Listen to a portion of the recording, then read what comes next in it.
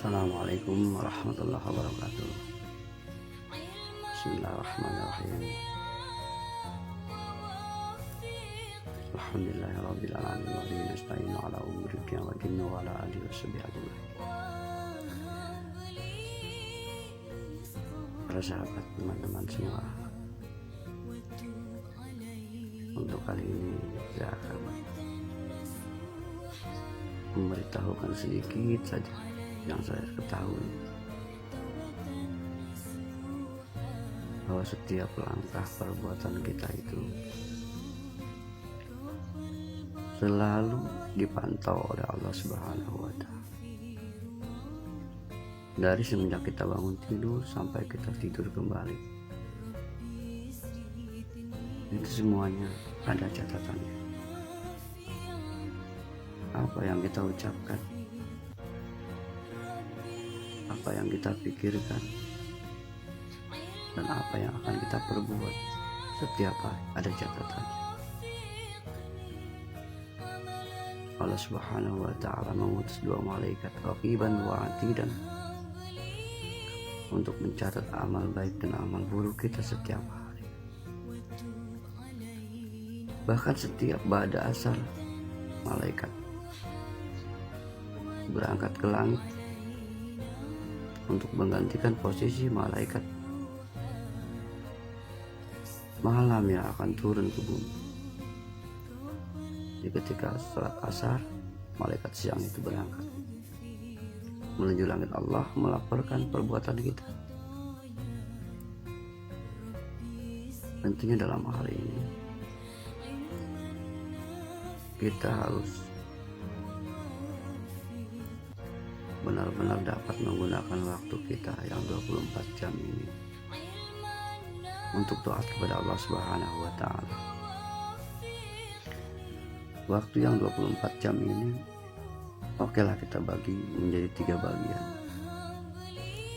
karena kita hidup dalam dunia butuh makan, butuh minum, butuh sarana untuk ibadah. Waktu yang 24 jam kalau kita bagi 3 menjadi 3 bagian, 8 jam untuk istirahat, 8 jam untuk bekerja mencari rupiah atau dolar, dan 8 jam lagi kita gunakan untuk beribadah kepada Allah. Kalau seandainya 8 jam itu juga kita tidak gunakan untuk ibadah, maka kita tergolong orang-orang yang rugi. Kita hitung saja sholat kita 5 waktu, yang hanya 5 menit satu waktunya kita kalikan menjadi 5, cuma 25 menit. Kemudian kita tambah zikir, wirid, baca sholawat 10 menit, kita kalikan 5, baru 50 menit, ditambah 25 menit, cuman 75 menit kita ibadah kepada Allah. Sangat sedikit sekali.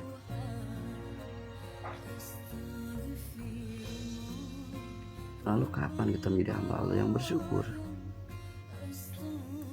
Kalau kita hitung-hitungan di dalam beribadah kepada Allah, Allah berfirman, Bismillahirrahmanirrahim, la in syakartum la'azidanakum wa la in kafartum min azabil sadid.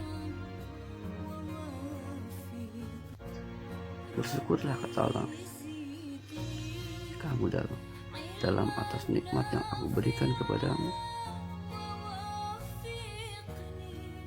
maka akan aku tambah nikmat itu. Tetapi apabila kamu kufur akan nikmat yang aku berikan kepadamu, sesungguhnya azabku amat pedih. Na'udzubillah. Lalu bagaimana supaya iman kita kuat, hati kita teguh, tauhid,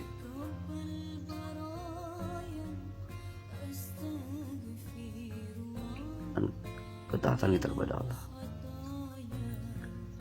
Salah satunya adalah perbanyaklah mengingat kematian. Salah satunya Bagaimana supaya kita ingat mati? Ketika ada orang meninggal tetangga kita, ayo kita datang takziah,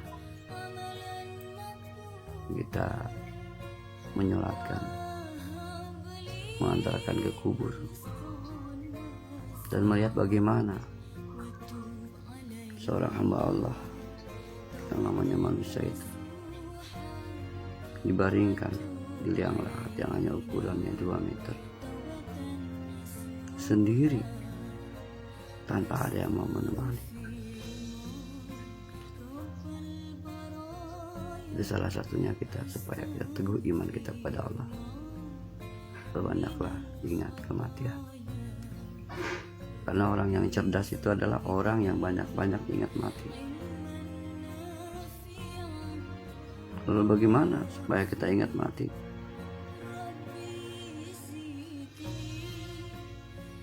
Bersihkan hati kita dari sifat-sifat yang tercela. Karena hati itu, kata Rasulullah, bisa berkarat bagaikan besi. Wala Nabi sallallahu alaihi wasallam, al-qulubu la tasdauka ma yasdaul hadid. Qila wa ma jalauha ya Rasulullah. Qiraatul Quran wa zikrul maut. Rasulullah sallallahu alaihi wasallam sabda, hati itu bisa berkarat bagaikan besi. Lalu para sahabat bertanya, "Qila wa ma jalauha ya Rasulullah?" Apakah obatnya wahai Rasulullah? Rasulullah menjawab, qiraatul Quran wa zikrul maut.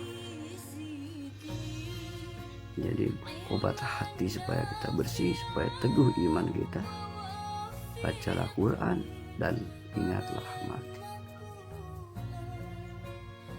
Masyiral muslimin, teman-teman semuanya yang berbahagia. Jadi untuk membersihkan hati kita, salah satunya adalah banyak baca Quran dan banyak mengingat kematian.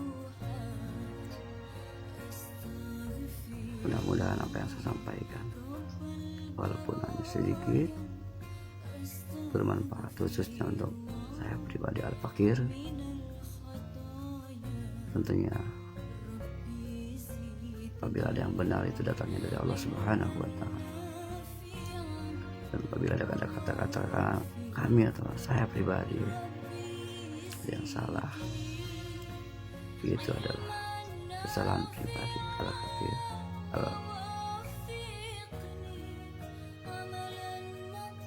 yang lemah ini, Al-Fakir yang lemah. Dan kami akhiri, assalamualaikum warahmatullahi wabarakatuh.